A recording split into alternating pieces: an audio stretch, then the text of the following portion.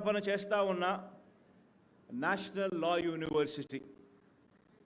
ఈ నేషనల్ లా యూనివర్సిటీ అన్నది ఇక్కడ రావడం, ఈ నేషనల్ లా యూనివర్సిటీ రాబోయే రోజుల్లో ఒక మంచి హైకోర్టు భవనాన్ని కూడా ఇక్కడే హౌస్ చేయగలిగిన కెపాసిటీతో ఉన్న వ్యవస్థ కూడా అవుతుంది. ఈ కార్యక్రమం అడుగులు వేగంగా ముందుకు పడాలని, దీనికోసం 1000 కోట్ల రూపాయలతో శాంక్షన్ కూడా చేయడం జరుగుతూ ఉంది.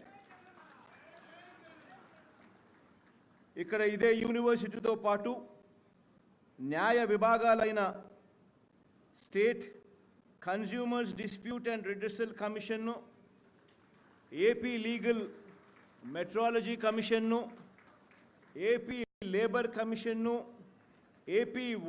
ఏపీ వ్యాట్ అపిలేట్ ట్రిబ్యునల్ను, ఏపీ వక్ఫ్ బోర్డును, ఆంధ్రప్రదేశ్ లోకాయుక్త కార్యాలయాలను, అదే రకంగా ఎన్హెచ్ఆర్సి కార్యాలయాలు కూడా ఇదే మన కర్నూలులో ఏర్పాటు కూడా కానున్నాయని కూడా చెప్పడానికి చాలా చాలా చాలా సంతోషపడతా ఉన్నాను.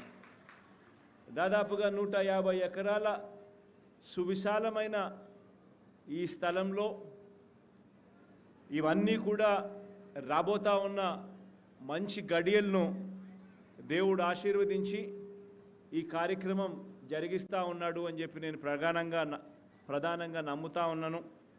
దీనివల్ల ఈ ప్రాంతానికి మరింత మంచి జరగాలి రాబోయే రోజుల్లో అని చెప్పి ఆకాంక్షిస్తూ సెలవు తీసుకుంటా ఉన్నాను.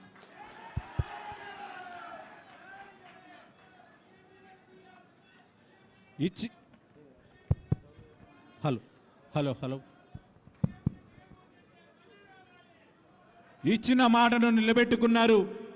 అనేక న్యాయ సంస్థలను ఇప్పటికే కర్నూలు నగరంలో నెలకొల్పడంతో పాటు జాతీయ లా యూనివర్సిటీని ఆంధ్రప్రదేశ్ రాష్ట్ర ప్రభుత్వం తరఫున ప్రతిష్టాత్మకంగా శుభారంభం గావించినటువంటి ఆంధ్రప్రదేశ్ రాష్ట్ర ముఖ్యమంత్రి వర్యులు శ్రీ వైఎస్ జగన్మోహన్ రెడ్డి గారికి ఈనాటి కార్యక్రమం పక్షాన, కర్నూలు జిల్లా వాసుల పక్షాన ప్రత్యేకంగా కృతజ్ఞతలు తెలియజేసుకుంటూ, అలాగే కార్యక్రమంలో పాల్గొన్నటువంటి రాష్ట్ర స్థాయి అధికారులకు, నాయకులకు, ప్రజలందరికీ కూడా పేరు పేరున కృతజ్ఞతలు తెలియజేస్తూ ఉన్నాం. అలాగే ప్రింట్ అండ్ ఎలక్ట్రానిక్ మీడియా వారికి ప్రత్యేకంగా కృతజ్ఞతలు తెలియజేస్తూ ఉన్నాం.